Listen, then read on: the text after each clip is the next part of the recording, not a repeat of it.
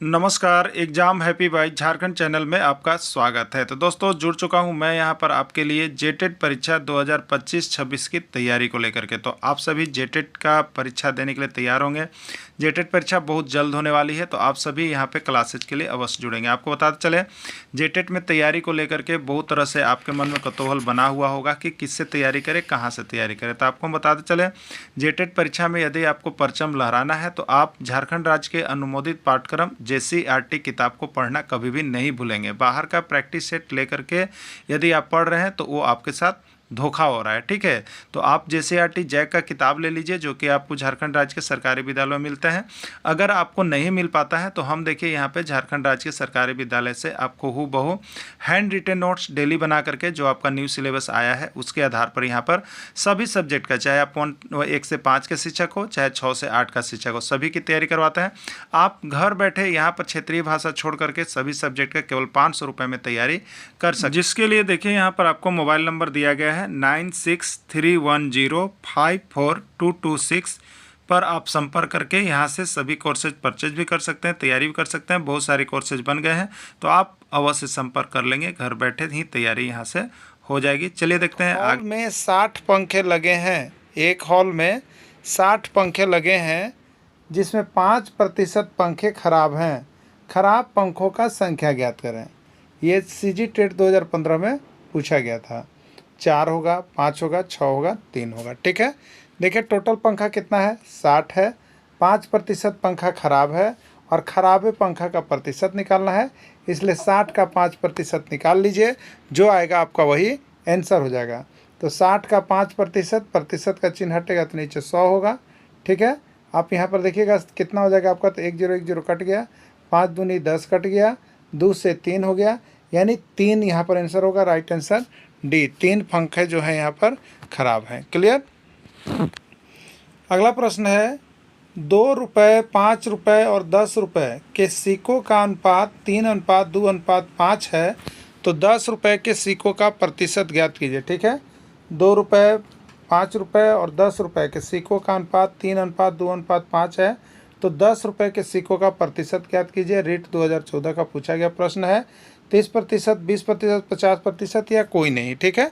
देखिए सबसे पहले हम क्या करेंगे, यहाँ पर देखिए 2 रुपया है तो उस 2 रुपये का अनुपात 3 हो गया। 5 रुपये है तो इसका अनुपात 2 हो गया। 10 रुपये है तो उसका अनुपात 5 हो गया, ठीक है। तो 10 रुपये के सिक्कों का प्रतिशत पूछा, ठीक है। तो 10 रुपये के सिक्कों का प्रतिशत बराबर हो जाएगा 10 रुपये के सिक्कों का अनुपात। तो 10 रुपये के सिक्कों का अनुपात 5 है तो 5 हो गया। और बट्टा में कुल अनुपात कर दीजिएगा, इसको जोड़ दीजिएगा, तो 3 2 5 और 5 10 हो जाएगा। और इंटू क्या कर दीजिएगा, 100 कर दीजिएगा। 10 दहेम कितना हो गया, 100, और 5 दहेम कितना हो गया, 50। तो 50% इसका राइट आंसर हो जाएगा, ठीक है।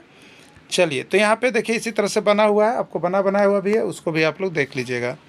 अगला प्रश्न फिर यही सिक्का पर है। सिक्का से एक प्रश्न बार बार आ रहा है, हो सके कि आपके एग्जाम में आ जाए, इसलिए आप लोग देख करके ही जाएंगे सिक्का वाला प्रश्न को, ठीक है। क्या लिखा हुआ है, 1 रुपये, 2 रुपये, 5 रुपये और 10 रुपये के सिक्कों का अनुपात 1:2:3:4 है, तो 5 रुपये के सिक्कों का प्रतिशत निकालना है, ठीक है। तो 5 रुपये के सिक्कों का अनुपात सबसे पहले पता कर लीजिए। तो शुरू बार 1 है, तो यहाँ पर जो शुरू अनुपात है वो 1 वाला है, तो 1 रुपये वाले सिक्के का अनुपात 1, 2 रुपये सिक्के का अनुपात 2, 5 रुपये वाले सिक्के का अनुपात 4 और 10 रुपये सिक्के का अनुपात यहाँ पे 4 है। 5 रुपये सिक्कों का अनुपात 3 है, ठीक है। तो 5 रुपये के सिक्कों का प्रतिशत पूछा है, तो 5 रुपये के सिक्कों का अनुपात सबसे पहले लिखिए। तो अनुपात है 3 बटे कुल, जिसको जोड़ दीजिए, टोटल अनुपात जो रहता है वो जुटता है। तो 1 2 3, 3 6 और 4 10, नीचे हो गया 10 और इंटू हो गया 100। 10 दहेम कितना हो गया, 100, और 3 दहेम कितना हो गया, 30, यानी 30% है। 5 रुपये के सिक्कों का प्रतिशत कितना है, 30 है। यही इसका राइट आंसर हो जाएगा, ठीक है। चलिए अगला एक्स का मान ज्ञात करें। ये भी ज्योमेट्री से है, एक्स का मान ज्ञात करें, ठीक है। ये भी उसी तरह का एक सरल रेखा या सीधी रेखा पर आप 10 20 30 कै को भी कोण बना दीजिए, सबका योग कितना होगा, 180 ही होता है, ठीक है। MP टेट 2014 का प्रश्न है। तो यहाँ पे सरल रेखा के गुण से क्या हो गया, आप लिखिएगा x + 2x + 3x बराबर कितना हो गया, 180 डिग्री, ठीक है। x और 2x 3x और 3x 6x, 6x बराबर कितना हो गया, 180 डिग्री। अब x बराबर कितना हो गया, 180 डिग्री बटे 6 यानी 30 डिग्री। तो राइट आंसर 30 डिग्री हो गया। 30 डिग्री किस में है? ए में है, तो ए इसका राइट आंसर हो जाएगा। ठीक है, चलिए अगला देखिएगा। दी गई आकृति में वाह्य कोण का मान ज्ञात करें। यूपी टेट 2014 में वाह्य कोण का मान ज्ञात करना है। यहाँ पर देखिए क्या होगा, ये वाह्य कोण है बाहर, तो देखिए वाह्य कोण यानी किस पर बन रहा है? सी पर बन रहा है। तो वाह्य कोण हमेशा अभिमुख अंतः कोण का योगफल होता है। तो अंतः कोण कौन कौन बना है? एगो ए पर बना है और एगो बी पर बना है। तो अंतः कोण का योगफल यानी वाह्य कोण क्या होता है? अंतः कोण का योगफल होता है। यानी सी पर बन रहा है तो अंतः कोण 2 गो बनेगा, बी और ए, इसको जोड़ दीजिएगा, वही आंसर हो जाएगा वाह्य कोण का। ठीक है, तो अब x बराबर वाह्य कोण है, x क्या है? बाहर में वाह्य कोण है, तो x बराबर दोनों कोण को जोड़ दीजिएगा, 60 डिग्री प्लस 80 डिग्री बराबर 140 डिग्री हो गया। यही इसका राइट आंसर होगा। राइट आंसर ये हो जाएगा। क्लियर? चलिए अगला देखिएगा। यहाँ पे बाकी बनाया गया है और सूत्र भी दिया गया है। वाह्य कोण अभिमुख अंतः कोण का योगफल होता है, इसको लिख लीजिएगा। इसलिए वाह्य कोण बराबर, अगर सी पर है तो सी का 2 गो अंतः कोण ए और बी बचेगा, अगर बी पर होगा तो ए और सी बचेगा। ऐसे ही करके जोड़ लिया जाता है। दी गई आकृति में वाह्य कोण का मान ज्ञात कीजिए। ठीक है, तो वाह्य कोण बराबर क्या होता है? अभी आपको बताया था, वाह्य कोण बराबर अभिमुख अंतः कोण का योगफल। तो यहाँ पर अभिमुख अंतः कोण में एगो x है, वाह्य कोण बराबर कर दीजिए x है और प्लस कितना है? 65 डिग्री। x का मान निकालना तो x इधर ही रह जाएगा, 65 डिग्री किधर रह जाएगा? 130 माइनस 65 हो जाएगा। तो x बराबर हो जाएगा 130 degree minus 130 degree minus 65 degree. ठीक है, तो कितना हो जाएगा? बराबर 65 डिग्री इसका राइट आंसर हो जाएगा। 65 किस में है? बी में है, तो बी इसका राइट आंसर हो जाएगा। ठीक है, बाकी यहाँ पर देखिए बनाया हुआ है। चलिए अगला प्रश्न है, 3 अंक की सबसे छोटी संख्या में 2 अंक की सबसे छोटी संख्या से भाग देने पर क्या प्राप्त होगा? ठीक है, 3 अंक की सबसे छोटी संख्या में 2 अंक की सबसे छोटी संख्या से भाग देने पर क्या प्राप्त होगा? 10 होगा, 100 होगा, 1000 होगा, कोई नहीं। ठीक, चलिए देखिए 3 अंक की सबसे छोटी संख्या क्या होता है? तो 3 अंक की सबसे छोटी संख्या 1 पर 2 गो जीरो, और 2 अंक की सबसे छोटी संख्या तो 1 पर 1 गो जीरो। 10 दहेम कितना हो गया? 100 बराबर 10 आंसर हो गया। ठीक है, 10 आंसर हो गया, तो 10 यहाँ पे बनाया हुआ है। राम सेवक को 8880 रुपये को अपनी 4 बेटियों में बराबर बराबर बांटना चाहता है। प्रत्येक को कितनी कितनी राशि मिलेगी? सीजी टेट 2017 में पूछा था। 222, 220, 2220 या कोई नहीं। ठीक है, तो 4 भाग में बांटना है, तो 8880 को 4 भाग में हम बांटेंगे, तो 4 से भाग देंगे तो 4 दूनी 8 हो गया। फिर यहाँ पर 8 उतरेगा, 4 दूनी 8 हो गया, फिर 8 उठाएंगे, 4 दूनी 8 हो गया, 0। ठीक है, यानी 2220 रुपये यहाँ पे आ जाएंगे। राइट आंसर सी हो जाएगा। 42 मीटर, 49 मीटर तथा 63 मीटर लंबाई वाले लकड़ी को लंबाई वाले छोटे छोटे टुकड़ों में विभाजित करना है। प्रत्येक टुकड़े की अधिकतम लंबाई क्या होगी? ये आपसे पूछा जा रहा है। ठीक है, एमपी टेट 2018 का पूछा गया प्रश्न है। प्रत्येक टुकड़े की अधिकतम लंबाई, देखिए कभी भी आपसे एक न्यूनतम पूछता है, एक अधिकतम पूछता है। अधिकतम पूछेगा तो आपको ये दी गई संख्या का एचसीएफ निकालना है, और न्यूनतम पूछेगा तो आपको एलसीएम निकालना है। ठीक है, तो अधिकतम क्या होगा? तो यहाँ पर देखिए भाग विधि द्वारा या भाज्य गुणनखंड विधि द्वारा आप एचसीएफ निकाल सकते हैं। 42 को आप तोड़िएगा तो 42 का खंड होगा 2 गुने 3 गुने 7। 49 को तोड़िएगा तो 7 गुने 7। 63 को तोड़िएगा 3 गुने 3 गुने 7। अब देखना है कि तीनों में सबसे अधिक जो है कौन मिल रहा है? तीनों में, तो तीनों में 7 मिल रहा है। ठीक है, तीनों में क्या मिल रहा है? 7 मिल रहा है, इसलिए जो तीनों में मिलेगा वही उसका एचसीएफ हो जाएगा। बाकी भाग विधि से भी देखिए आप किस तरह से दे सकते हैं। 42 से 49, तो यहाँ पर एचसीएफ 7 आया। अब 7 को कर लीजिएगा, 42 49 63 से, तो 63 से कर लीजिएगा, तो 63 से 7 बार में कट जाएगा, इसलिए एचसीएफ इसका 7 हो जाएगा। तो भाग विधि से भी देख सकते हैं। 2 संख्या का मौसम 25 है और तथा लौसत 60 है। यदि एक संख्या 20 है तो दूसरी संख्या ज्ञात कीजिए। हरियाणा टेट 2016 में पूछा था। 70, 75, 80 या 50 है। ठीक है, देखिए इसका सूत्र याद कर लीजिएगा। 2 संख्याओं का योगफल, ठीक है, 2 संख्याओं का गुणनफल है। ठीक, गुणनफल, तो 2 संख्या का गुणनफल बराबर होता है, 2 संख्या का गुणनफल बराबर होता है एचसीएफ इंटू एलसीएम। ठीक है, तो 2 संख्या में एक संख्या 20 है, दूसरा संख्या नहीं पता है तो x मान लिए। एचसीएफ मौसम पता है हमको 25 और एलसीएम हमको पता है 60। तो यहाँ पर यही ना इस संख्या को निकालना है। ठीक है, तो x बराबर क्या हो जाएगा बताइए? तो 25 गुने 60 और इसके बट्टा में हो जाएगा 20। ठीक है, 20 दिया कितना हो गया? 60, अब 25 दिया 75, यानी दूसरी संख्या जो है वो कितना है 75 है। 75 किस में है, बी में है। राइट आंसर इसका बी हो जाएगा। बाकी यहाँ पे देखिए बहुत ही विधिवत आपका हमने सूत्र लिख के बना दिया है। सूत्र होता है पहली संख्या गुने दूसरी संख्या बराबर लसा गुने मसा, ठीक है। या इसी को सूत्र में कहते हैं दो संख्या का गुणनफल बराबर एलसीएफ गुने एचसीएफ, या इसी को कह सकते हैं पहली संख्या गुने दूसरी संख्या बराबर एचसीएफ इंटू एलसीएम। 4 गो में से कोई 3 गो दिया हुआ रहेगा और एक गो आपको निकालने के लिए हमेशा पूछा जाता है, ठीक है। तो इस प्रश्न में भी 4 में से 3 देखिए दिया हुआ है आपको। मौसा दिया हुआ है 25, लसा दिया हुआ है 60, पहली संख्या दिया हुआ है 20, दूसरी संख्या पूछ रहा है, तो इसको हम लोग x मान के बना लेंगे, ठीक है। तो क्या हो गया यहाँ पे देखिए, पहली संख्या गुने दूसरी संख्या बराबर मौसा गुने लसा, तो पहली संख्या 20, दूसरी संख्या को x माने x, या प्रश्नवाचक चिन्ह प्रश्न 25 गुने 60 काट दीजिएगा, आपका आंसर आ गया है। क्लियर। चलिए अगला है 3 सेंटीमीटर भुजा वाले घन से 1 सेंटीमीटर भुजा वाले कितने घन बनाए जा सकते हैं। बहुत बार प्रश्न आया हुआ है। तो देखिए यहाँ पर क्या होता है, उस घन की संख्या जब भी आपको निकालना होगा तो सबसे बड़ी जो भुजा दी होगी उसका आयतन निकाल लीजिए और बटे छोटा वाला का आयतन निकाल लीजिएगा, ठीक है। कितने घन बनाए जा सकते हैं, तो 3 सेंटीमीटर भुजा, तो घन का आयतन भुजा का क्यू, तो 3 गुने 3 गुने 3 और बटे 1 गुने 1 गुने छोटा भुट्टा का क्यू हो जाएगा। छोटा घन का ऊपर बड़ा वाला होता है और नीचे छोटा वाला कर देगा। तो 3 3 9 9 27, यानी 27 घन बनाए जा सकते हैं। राइट आंसर इसका सी हो गया, ठीक है। 3 सेंटीमीटर भुजा वाला घन का आयतन, तो 3 सेंटीमीटर क्यों, 3 से 27 सेंटीमीटर। 1 सेंटीमीटर भुजा वाला घन का आयतन इतना हो गया। इसलिए घन की संख्या बराबर होता है, देखिएगा याद रखिएगा, किसी भी घन का यदि संख्या निकालने के लिए आ जाए तो बड़ा घन जो होगा उसका आयतन ले लीजिएगा और नीचे जो छोटा घन होगा उसका आयतन से भाग दे दीजिएगा, जो आएगा वही आपका घन का संख्या हो जाएगा, ठीक है। डिग्री और 90 डिग्री के बीच का कोण क्या कहलाता है, आपको बताना है। 0 और 90 के बीच का कोण क्या कहलाता है। 0 से 90 के बीच, यानी हो सकता है आपका 89 डिग्री तक हम चलेंगे, 88 डिग्री चलेंगे, तो ये कौन सा कोण कहलाएगा, तो ये कोण जो आपको कहलाएगा 0 से 90 के बीच का कोण जो कहलाएगा वो आपका कहलाएगा न्यून कोण। क्या कहलाएगा, न्यून कोण कहलाएगा। क्लियर। चलिए अगला देखिएगा, 5 सेंटीमीटर 5 सेंटीमीटर 7 सेंटीमीटर, यह किस प्रकार का त्रिभुज है। समबाहु, विषमबाहु, समद्विबाहु या कोई नहीं, ठीक है। तो इस त्रिभुज में हम भुजा देखते हैं, एक भुजा ए बी, ये भी 5, और एक भुजा ए सी, ये भी 5, और एक भुजा बी सी 7, यानी इस त्रिभुज में 2 भुजा बराबर हो जा रहा है। तो जिस त्रिभुज में 2 भुजा बराबर हो जा रहा है वो क्या कहलाता है बताइए, तो सम, और 2 के लिए द्विव और भुजा के लिए बाहु, यानी सम द्विव बाहु त्रिभुज कहलाता है। जिस त्रिभुज में 2 भुजा बराबर होती है तो राइट आंसर इसका सी हो जाएगा, ठीक है। चलिए अगला देखिएगा, यहाँ पर जब आप प्रश्न देखेंगे तो ये देखिएगा किस प्रकार का त्रिभुज आपको बताना है, ठीक है।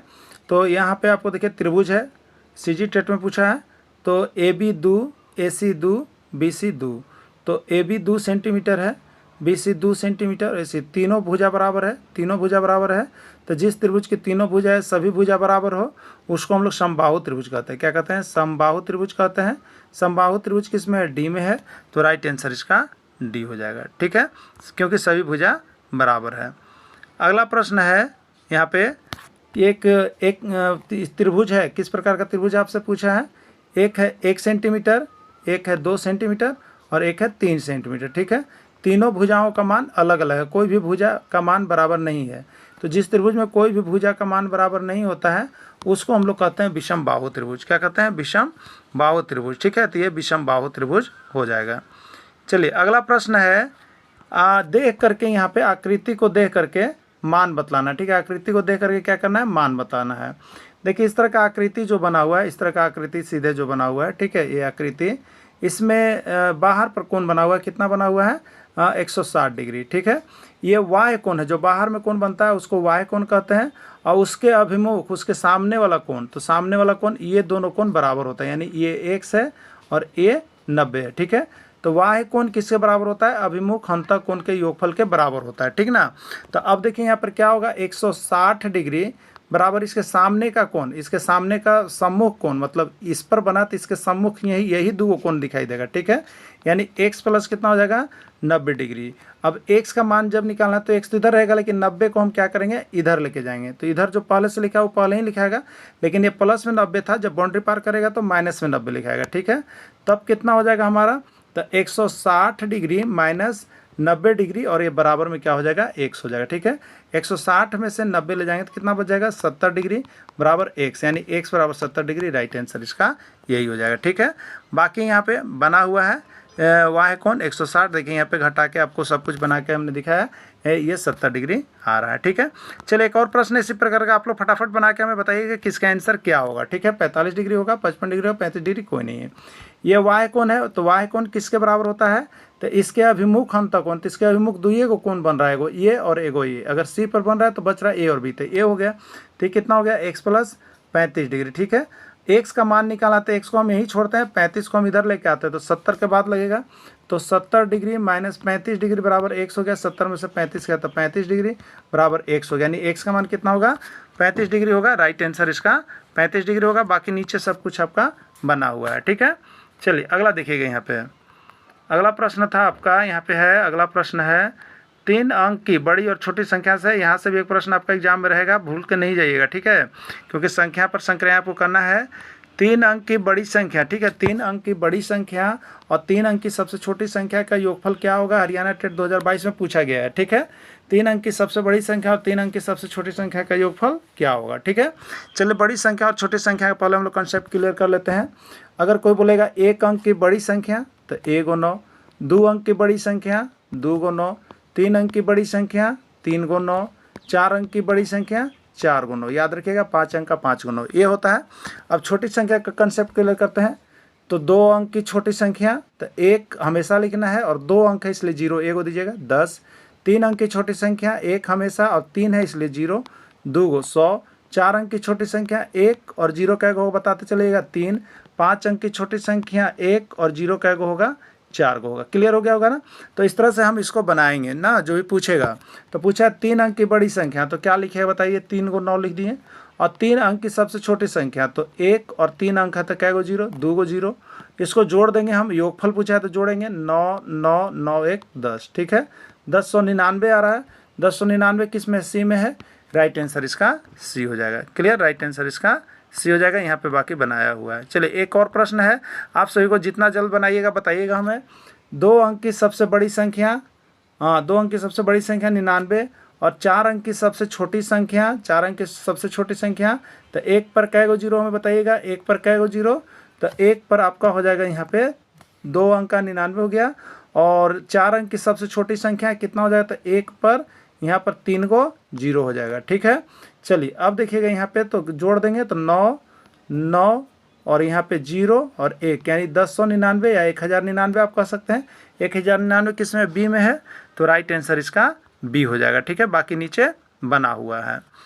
चलिए अगला प्रश्न है 10 का अभाज्य गुणनखंड है। 10 का अभाज्य गुणनखंड क्या है आपको बतलाना है। ठीक है, तो 10 का अभाज्य गुणनखंड क्या होगा, 2 5 1 2 5 1 2 5 10 या कोई नहीं। ठीक है, चलिए सबसे पहले आपको अभाज्य संख्या के बारे में जानना है कि अभाज्य संख्या होता क्या है। ठीक ना, देखिए अभाज्य संख्या वैसी संख्या है जो सिर्फ अपने से या एक से कटती है। याद रखिएगा, तो एक से सब संख्या कटती है, इसलिए अभाज्य संख्या का आप जब भी यहाँ पर कहेगा कोई तो सबसे पहले 1 ले लेंगे हम। उसके बाद वैसी संख्या देखना है जिससे वह कट रहा है, सिर्फ अपने से कटने वाली संख्या होती है। ठीक है, तो हम सबसे पहले 1 ले सकते हैं। उसके बाद सबसे छोटी यहाँ पर हम लेंगे 2। उसके बाद क्या ले सकते हैं, 3 भी अपने से कटता है। उसके बाद क्या ले सकते हैं, 5 ले सकते हैं। तो इस तरह से हम लोग चेकअप करते चलते हैं। ठीक है, तो 10 के लिए है तो 10 के लिए सबसे पहले 1 हो गया, 1 से कटेगा, फिर 2 से भी कटेगा, 2 अभाज्य संख्या है, फिर 3 से नहीं कटेगा, 4 से नहीं 5 से कटेगा, और फिर ऑलरेडी 10 से, यानी 1 2 5 10 होगा। 1 2 5 10 किस में है, तो सी में है। राइट आंसर इसका सी हो जाएगा। चलिए बाकी यहाँ बताया हुआ है, दिखाया हुआ है, आप इस तरह से भी कर सकते हैं। संख्या 14 का गुणनखंड है 1 7 1 7 14 1 2 7 14 या कोई नहीं। ठीक है, तो 14 सबसे पहले हम देखते हैं तो कितना से, 1 से तो हर बार आता है, फिर 2 से देखेंगे तो 7 बार में कटेगा। ठीक है, तो अब देखिए सबसे पहले 1 हो जाएगा, फिर 2 से भी कटता है तो 2 हो जाएगा, फिर 7 से भी कटता है तो 7 हो जाएगा। और देखिए 14 का पूछ रहा था, 14 का आधा लगभग जब संख्या आ जाए तो समझिए कि एक संख्या लास्ट वही बचेगा। ठीक है, 14 यानी 1 2 7 14 इसका आंसर हो जाएगा। राइट आंसर सी हो जाएगा। क्लियर, चलिए 21 का अभाज्य गुणनखंड है। आपको बताना है कि इसमें 21 का कौन अभाज्य गुणनखंड है। एमपी टेट 2016 का पूछा गया प्रश्न है। 1 3 7 1 3 7 21 1 3 21 या कोई नहीं। ठीक है, तो 21 का अभाज्य गुणनखंड कौन सा होगा आपको बताना है। तो 21 के लिए देखिए आपका होगा, 21 के लिए हम यहाँ पर सबसे पहले तो 1 से चलेंगे तो 21 बार में होगा। ठीक है, फिर 3 से देखेंगे तो 3 7 21 होगा। ठीक है, तो आपका हो गया पहले 1, फिर हो जाएगा 3, फिर हो जाएगा 7 अब इसके बाद किसी और से नहीं करता है, सिर्फ 21 से करता है। तो 1 3 7 21 इसका आंसर हो जाएगा। 1 3 7 21 किस में है? बी में है, तो राइट आंसर इसका बी हो जाएगा। एक चौकी 3,000 रुपये में खरीद कर 2,500 रुपये में बेचा जाता है, लाभ या हानि बताइए। लाभ 500 रुपया होगा, हानि 500 रुपया होगा, लाभ 50 रुपया होगा या हानि 50 रुपया होगा, ठीक है। तो सबसे पहले चौकी खरीदा कितना में गया था, तो क्रय मूल्य कितना है आपको 3,000 रुपये दे रहा है, ठीक है। और बेचा कितना में जा रहा है 2,500, तो 2,500 यानी विक्रय मूल्य कितना दे रहा है 2,500, ठीक है। अब देखिए बड़ा है क्रय मूल्य और छोटा है विक्रय मूल्य, यानी क्रय मूल्य में से विक्रय मूल्य घटाइएगा। तो क्रय मूल्य माइनस विक्रय मूल्य किसका सूत्र होता है, आपको पता होगा, हानि का होता है, ठीक है। हानि बराबर क्रय मूल्य माइनस विक्रय मूल्य होता है। तो क्रय मूल्य कितना था 3,000, ठीक है, और माइनस कितना हो जाएगा 2,500, तो कितना हो जाएगा 500, यही राइट आंसर होगा, यानी हानि होगा, और हानि कितना होगा 500 रुपया होगा, ठीक है। चलिए नेक्स्ट, 17/3 का मिश्रित भिन्न में मान क्या होगा, ठीक है। 17/3 यानी इसको हम इस तरह से लिख सकते हैं, ये हो गया क्या चीज़ आपका भाज्य, ठीक है, और ये आपका क्या हो गया भाजक, यहाँ जो आएगा भागफल और यहाँ जो आएगा शेष। तो जब हम मिश्रित भिन्न लिखते हैं तो नीचे क्या होता है पता होगा आपको, नीचे होता है भाजक, नीचे क्या होता है भाजक, यहाँ पर क्या होता है भागफल और यहाँ पर क्या होता है शेष। ये मिश्रित भिन्न होता है। तो भाजक आपका 3 है तो 3 हो जाएगा, भाग दीजिए कितना बढ़ जाएगा, 3 बचे 15 और शेष बचेगा 2, ठीक है। तो यहाँ पर 5 आएगा और शेष 2 ऊपर चला जाता है, ठीक है, यानी 5.2/3 हम कर सकते हैं, ठीक है। तो इस तरह से हम लोग इसको पढ़ लेते हैं, ठीक है। ये किस में है, किसी में दिख रहा है आपको ऑप्शन, तो ये ऑप्शन है बी में, तो राइट आंसर इसका बी हो जाएगा, ठीक है। बाकी देखिए इसी तरह से बनता है, मिश्र भिन्न बराबर होता है भागफल, ऊपर होता है शेषफल और नीचे होता है भाजक, इसको याद कर लीजिएगा, यह मिश्र भिन्न का सूत्र होता है। 79 का मिश्रित भिन्न क्या होगा, यहीं पे आप कर सकते हैं। देखिए 8 तो भाजक है, नीचे रह जाएगा, भागफल कितना आएगा, तो 8 9 72, शेष कितना बच जाएगा 7 बच जाएगा, 7 हो गया, 9 8 72 और 7 79/8 हो गया। तो ये डायरेक्ट भी आप यहाँ से कर सकते हैं इस तरह से भाग दे करके, ठीक है। तो आप सभी को इसी तरह से जल्दीबाजी में करके बना लीजिएगा, बाकी नहीं तो आप 1-2 बार प्रैक्टिस करना है तो इस तरह से यहाँ पर बना करके प्रैक्टिस कर सकते हैं, ठीक है। चलिए अब पता करना है 7/8 और 3/5 में कौन बड़ा भिन्न है। 7/8 है, 3/5 है, दोनों है या कोई नहीं है, ठीक है। देखिए बड़ा भिन्न और छोटा भिन्न जब आपको पता करना हो तो 7/8 और 3/5 यही है ना। बड़ा भिन्न पता करना आपको, तो ये 5 को इधर गुना कर दीजिए और ये 8 को इधर गुना कर दीजिए, ठीक है।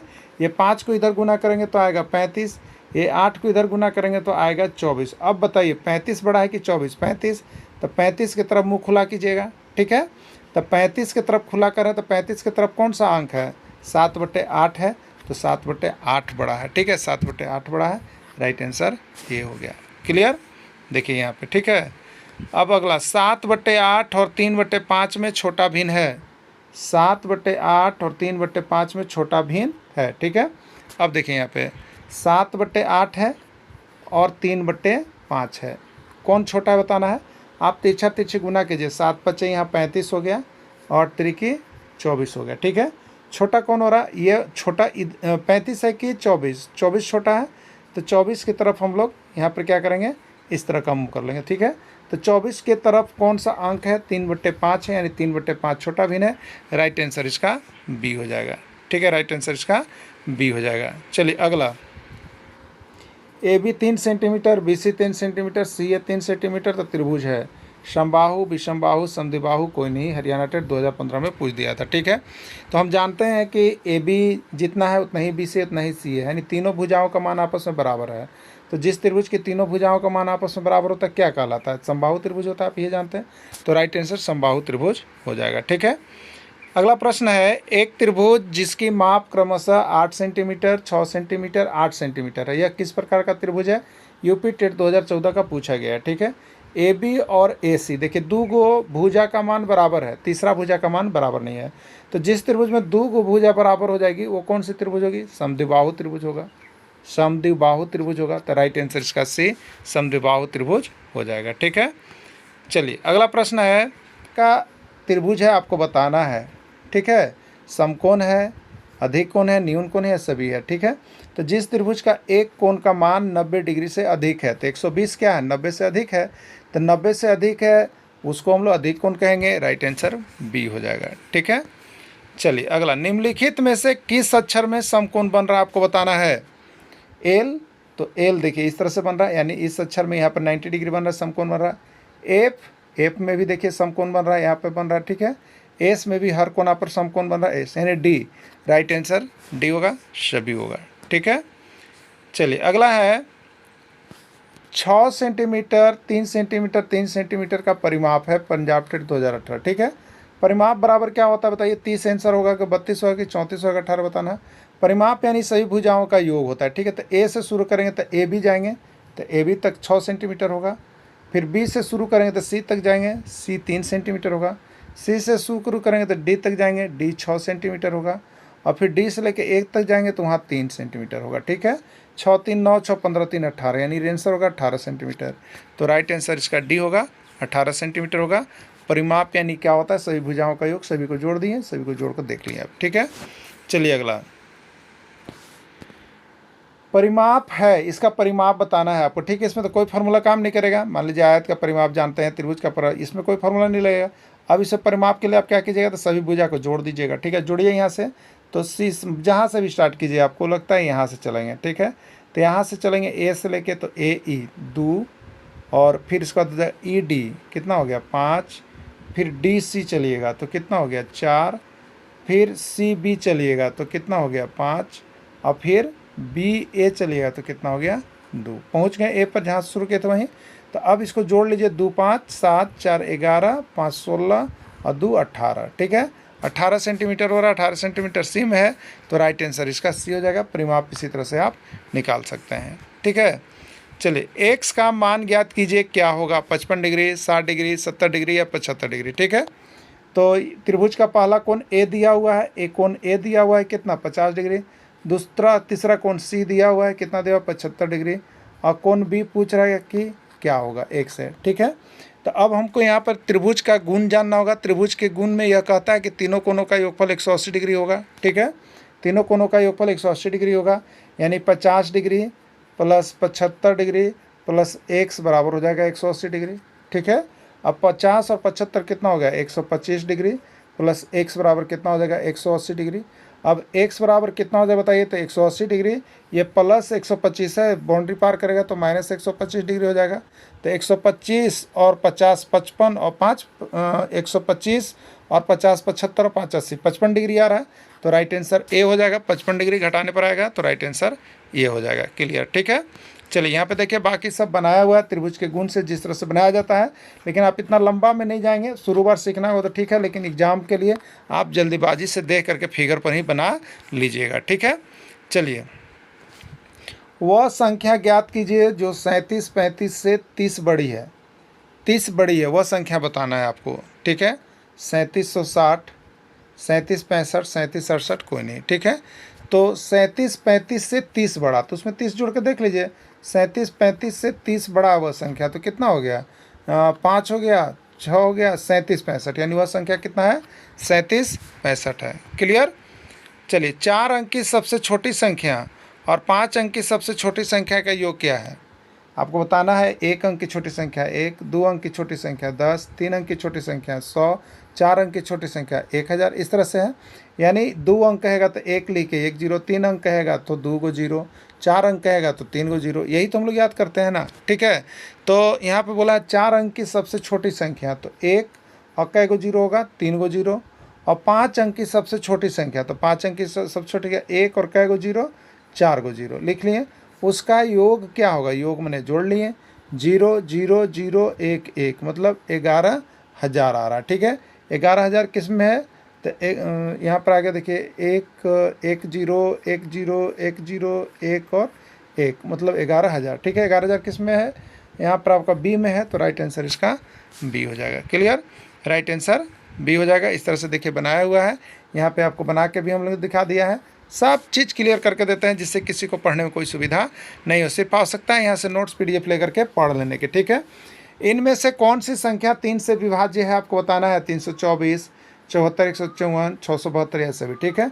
अगर आपको भाग का नियम नहीं पता होगा तो आप क्या करेंगे, 324 में भी 3 से भाग लगेगा, 74 154 भी 3 से भाग लगेगा। ये भाग लगा के आप बार बार देखिएगा, उसके बाद बताइए, ठीक है। लेकिन ये नियम नहीं कहता, नियम कहता है कि आप इन सभी को जोड़िए। तो 3 2 5 और 4 9, 9 जो है 3 के पहाड़ा में आता है कि नहीं आता है, इसलिए यह 3 से विभाज्य है। अगला को जोड़ कर देखिए तो 7 4 11 1 12 और 5 17 4 21, 21 3 के पहाड़ा में आता है कि नहीं आता है, ये भी 3 से विभाज्य है। अब इसको देखिएगा 6 7 13 2 15, 15 3 के पहाड़ा में आता है कि नहीं आता है, ये भी 3 से विभाज्य है। यानी राइट आंसर डी हो जाएगा, इसका सभी हो जाएगा, ठीक है। चलिए इसी तरह से यहाँ पे देखिए बना बना के दिखा दिया गया है। तो इस तरह से आप शॉर्ट में इसको बनाने का प्रयास करेंगे तभी जा करके आपको होगा। तो चलिए बताइएगा कितने अंत बिंदु होते हैं, 1 2 3 या 4, ठीक है। एक रेखाखंड मान लीजिए कितना है, तो इसका दोनों बिंदु निश्चित होगा रेखाखंड का, जिससे इसको लिखेंगे ए बी। तो ए बी क्या है, एक रेखाखंड है। ए बी क्या है, एक रेखाखंड है, ठीक है। और इसके कितने अंत बिंदु होते हैं, तो देखिए एगो यहाँ भी अंत हो रहा है, एगो यहाँ भी, यानी 2 अंत बिंदु होते हैं ना। तो एक रेखाखंड में कितने अंत बिंदु होते हैं आपको बताना था, तो राइट आंसर बी यानी 2 हो जाएगा। अगला प्रश्न है, एक बिंदु से होकर कितनी सरल रेखा खींची जा सकती है। एक बिंदु से होकर कितनी सरल रेखा खींची, ये बिंदु है मान लीजिए, इसे कितना खींचा जा सकता है, 1 2 3 4 5, मतलब कि 1 2 3 से जैसे अधिक हुआ तो उसका नाम आता है अनंत। क्या आता है, अनंत। यानी एक बिंदु से होकर अनंत सरल रेखाएं खींची जा सकती है, ठीक है। राइट आंसर इसका सी हो जाएगा। क्लियर। चलिए अगला देखिए, 360 डिग्री का कोण कहलाता है। आपको बताना है कि 360 डिग्री का कोण क्या कहलाता है। सरल कोण किसको कहते हैं, 180 डिग्री, सीधा 180। प्रतिवर्ती कोण जो 180 से ऊपर और 360 के कम हो। न्यून कोण जो 90 से कम हो। संपूर्ण कोण यानी 360 डिग्री का कोण जो पूरा एक राउंड घूम जाए वो संपूर्ण कोण होता है। तो 360 डिग्री का कोण क्या कहलाएगा, राइट आंसर डी संपूर्ण कोण कहलाएगा, ठीक है। एक समकोण का मान होता है, देखिए ये झारखंड टेट में पूछा था, एक समकोण का मान कितना होता है, 0 डिग्री, 90 डिग्री, 135 डिग्री, 180 डिग्री, ठीक है। तो एक समकोण देखिए एकदम सीधा हो गया, परपेंडिकुलर होता है, इसका मान कितना होता है, 90 डिग्री। तो एक समकोण का मान कितना होता है, 90 डिग्री हो जाएगा, राइट आंसर बी हो जाएगा। एक समकोण का आधा कितना होता है, आपको बताना है कि एक समकोण का आधा कितना होता है, ठीक है। 0 डिग्री, 90 डिग्री, 45 डिग्री या 60 डिग्री। समकोण मतलब हम समझते हैं 90 डिग्री, उसका आधा क्या होगा, तो 90 डिग्री का आधा यानी बट्टा 2 कीजिएगा तो कितना आएगा बताइए, 45 डिग्री। तो एक समकोण का आधा कितना होगा, 45 डिग्री आया, तो राइट आंसर इसका सी हो जाएगा, ठीक है। चलिए बाकी यहाँ पर देखिए बनाया हुआ है, क्लियर किया हुआ है एक समकोण का, देखिए दिया हुआ है ना, तो इस तरह से आप कर लेंगे, ठीक है। चलिए नेक्स्ट देखिए, एक वृत्त की त्रिज्या 28 सेंटीमीटर है। एक वृत्त की त्रिज्या 28 सेंटीमीटर है, उस वृत्त का व्यास ज्ञात कीजिए, ठीक है। तो हम लोग ये जो है आपका त्रिज्या, वृत्त का त्रिज्या और वृत्त का ये व्यास जो एक दूसरे के केंद्र से पार होता है वो व्यास होता है। तो वृत्त की त्रिज्या, तो इसका सूत्र हम लोग जानते हैं, वृत्त का त्रिज्या और व्यास में क्या सूत्र होता है, तो आर बराबर होता है देखिए d/2। आर बराबर क्या होता है, d/2 यही होता है। या हम कहेंगे डी जब निकालना होगा तो डी बराबर क्या हो जाएगा, 2r, यही दुख होता है। चाहे तो r बराबर d/2 स्टार्ट रखिए या d बराबर 2r स्टार्ट रखिए, किसी से बन जाएगा। तो यहाँ पर व्यास निकालना था, तो व्यास यानी d, तो d बराबर कितना हो गया 2r, और 2 इंटू आर, आर कितना दिया है 28 सेंटीमीटर दिया है, तो 2 इंटू 28 यानी 56 सेंटीमीटर होगा। 56 सेंटीमीटर किस में है, तो 56 सेंटीमीटर ए में है, राइट आंसर इसका ए होगा, 56 सेंटीमीटर हो जाएगा, ठीक है। बाकी यहाँ पे देखिए कैलकुलेशन करके दिखाया हुआ है आप सभी के लिए, आप सभी प्रैक्टिस सेट कर रहे हैं, न कि इसका यहाँ पे जो है कि आपका हर टॉपिक हम करवा रहे हैं, ठीक है। तो हर टॉपिक से मिक्स करके अब आपको प्रैक्टिस सेट करवा रहे हैं, क्योंकि यहाँ पर मैथ का नोट्स जो है, जो सिलेबस आया है उसके अनुसार जैसे आरटी किताब से पूरा बन करके तैयार हो गया है, ठीक है। तो आप सभी इसमें देख लीजिएगा। अगला है, एक वृत्त की त्रिज्या 14 सेंटीमीटर है, ठीक है। एक वृत्त की त्रिज्या 14 सेंटीमीटर है, उस वृत्त के चारों ओर एक परिक्रमा करने का माप बताइए, ठीक है। 22 सेंटीमीटर, 44 सेंटीमीटर, 88 सेंटीमीटर, 84 सेंटीमीटर, ठीक। एक वृत्त है, मान लीजिए एक वृत्त है, इसकी त्रिज्या दिया हुआ है, त्रिज्या है 14 सेंटीमीटर, उस वृत्त के चारों ओर एक परिक्रमा, मान लीजिए यहाँ से शुरू किया और यहीं से चलेंगे एक परिक्रमा, तो एक परिक्रमा करेंगे तो इसको क्या कहेंगे, चाहे तो परिधि कहेंगे वृत्त की, या इसी को क्या कहेंगे, परिमाप कहेंगे। तो वृत्त का परिमाप पूछे या परिधि पूछे, एक ही चीज़ है, ठीक है। तो परिमाप या परिधि बराबर सूत्र याद रखना होगा आपको, क्या होता है 2πr, ठीक है। तो 2π के लिए कितना लीजिएगा 22/7 और इंटू आर, आर कितना है आपको देखिए 14 है, तो 14 हम ले लिए। 7 दूनी कितना हो गया बताइए 14, 22 दूनी 44, 44 दूनी 88, ठीक है, यानी 88 सेंटीमीटर इसका राइट आंसर हो जाएगा। क्लियर। चलिए नेक्स्ट देखिएगा। बाकी यहाँ पर देखिए बनाया हुआ है, क्लियर किया हुआ है, ठीक है, क्लियर किया हुआ है, क्लियर है। चलिए आगे। 3140 में 3 का स्थानीय मान क्या होगा? 3 होगा, 30 होगा, 300 होगा, 3000 होगा, ठीक है। स्थानीय मान का मतलब क्या होता है? 3140, थोड़ा सा हम लोग समझेंगे। 3140 स्थानीय मान। स्थानीय मान मैंने स्थान देखना, तो ये इकाई का स्थान है, ये दहाई का स्थान है, ये सैकड़े का स्थान है, ये हज़ार का स्थान है, ठीक है। तो जीरो में इकाई से करेंगे तो कितना हो जाएगा? जीरो में 1 से करेंगे 0, 4 में 10 से करेंगे, दहाई मतलब 10, तो 4 का स्थानीय मान 40। 1 को सैकड़ा से करेंगे तो ये सैकड़ा आएगा। 3 को इकाई दहाई सैकड़ा 1000 से करेंगे तो ये 1000 होगा। 3 है तो 3000 हो जाएगा, ठीक है। तो इसमें 3 का स्थानीय मान कितना होगा? तो याद रखिएगा 3140 में 3 का स्थानीय मान के लिए 3 लिखेंगे, इसके आगे 3 गो अंक है, तो 3 गो आप ऑलरेडी 0 बिठा के इस तरह से आप निकाल सकते हैं शॉर्ट में। नहीं तो बाकी ये हमने टेबल भी दिखा दिया, उससे भी आप कर सकते हैं, ठीक है। तो राइट आंसर इसके अनुसार यहाँ पर क्या हो जा रहा है? डी आपका हो जा रहा है, ठीक है। 60271 में 0 का स्थानीय मान क्या है?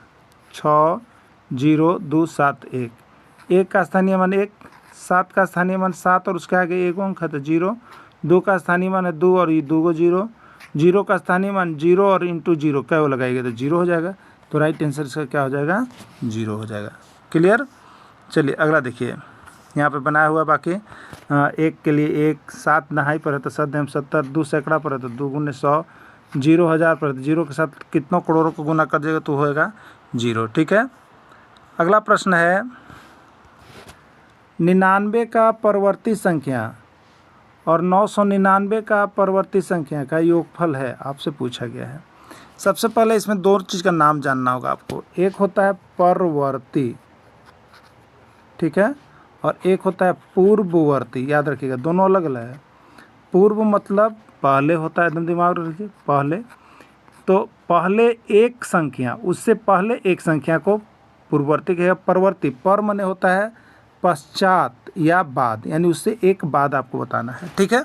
जैसे यहाँ पे हम क्लियर करेंगे, अगर कोई बोल रहा है कि 9 का परवर्ती बताइए, परवर्ती, ठीक है, परवर्ती माने पश्चात या बाद, तो 9 + 1 10 होगा। अगर कोई बोला 9 का पूर्ववर्ती बताइए, तो 9 पूर्ववर्ती में 1 घटाया जाता है, 9 - 1 8, ठीक है। चलिए अब देखिएगा, तो 99 का परवर्ती, परवर्ती में तो पश्चात या बाद, उसमें 1 जुड़ेगा तो 99 + 1 कितना हो गया? 100।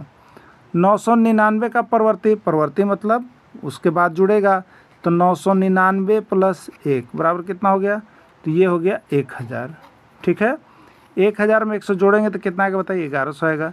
राइट आंसर इसका 1100 हो जाएगा। 1100 किस में है? ए में है। बाकी देखिए आपको यहाँ पे बनाया हुआ है, यहाँ पे बनाया हुआ है, ये सब किया हुआ है, ठीक है। आपको आवश्यकता नहीं है कि नहीं बनेगा ना। चलिए अगला प्रश्न है, अब ये आप लोग जल्दी से बनाइएगा, कमेंट कीजिएगा। 9 का परवर्ती संख्या कितना होगा? 10, और 101 का पूर्ववर्ती, पूर्ववर्ती मतलब पहले, तो 101 के पहले कितना होगा बताइए? 100 का योगफल कितना है? योगफल यहाँ निकल गया 100 और 10, तो कितना हो गया? 110। यही हो गया इसका राइट आंसर, ठीक है।